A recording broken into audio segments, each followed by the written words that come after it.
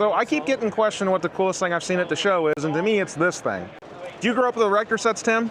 It does look like an erector set. It looks like an erector set, and I think that's why I keep coming back to it. It just looks cool to me, and I think it's kind of a unique design. I think them trying to get this into the rental market is very intriguing to me, and they've built it specifically for that, and you can see it into the design.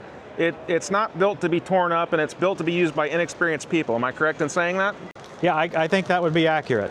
This is a new 25 horsepower tractor. It's available in a gasoline model with a Honda V-twin engine, it's 25 horsepower, or with a Yanmar diesel, again 25 horsepower. It's quite unique. It actually comes with a steering wheel. It's not optional. No, the steering wheel can come off when I want to use the backhoe. So if I'm sitting backwards, I can take that steering wheel off and have more space to get a little bit more leg room going backwards. Now this tractor is tough, right? All the tin work on it, I'll call it, but all the coverings, not only are they steel, they're very thick steel. They're marketing this tractor for the rental market. I'm not sure that this is an end consumer type product. If you're trying to buy a tractor for yourself, I doubt this is going to be your product. There's a few limitations. I'll view them as limitations, but for their exact market, they're actually strengths.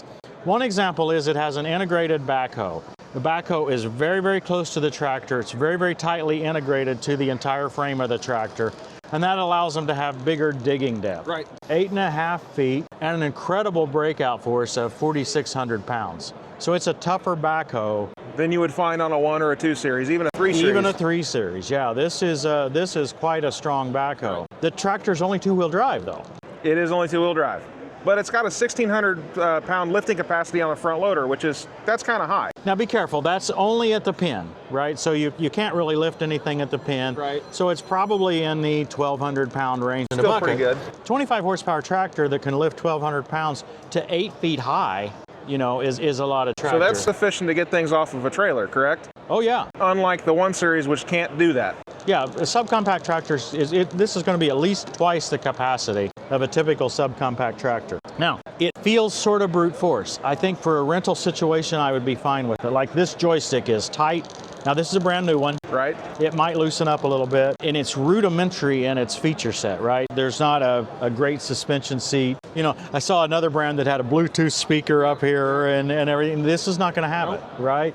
This is meant to get the job done in a rental situation where, they get mistreated. Absolutely. The 2 versions are priced roughly around $40,000, just slightly less than $40,000 for the gas model and $50,000 for the diesel.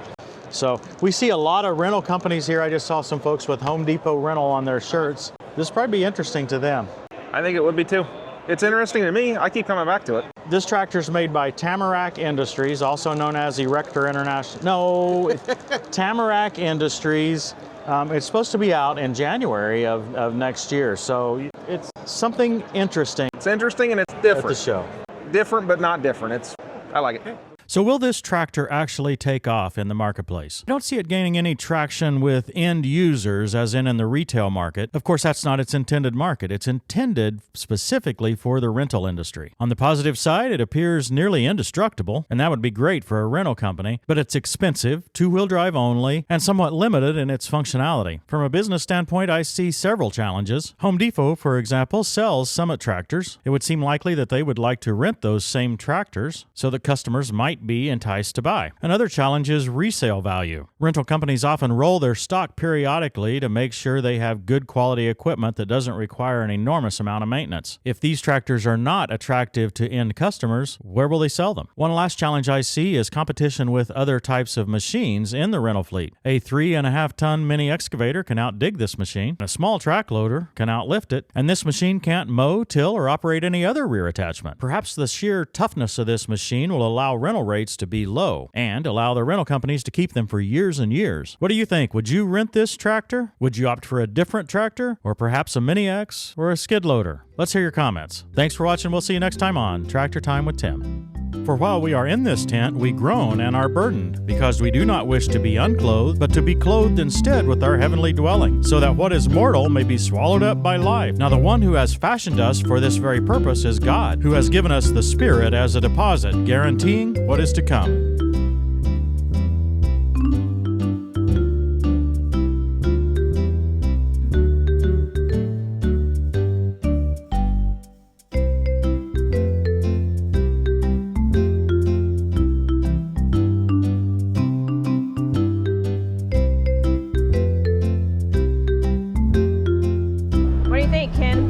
like it. I want one.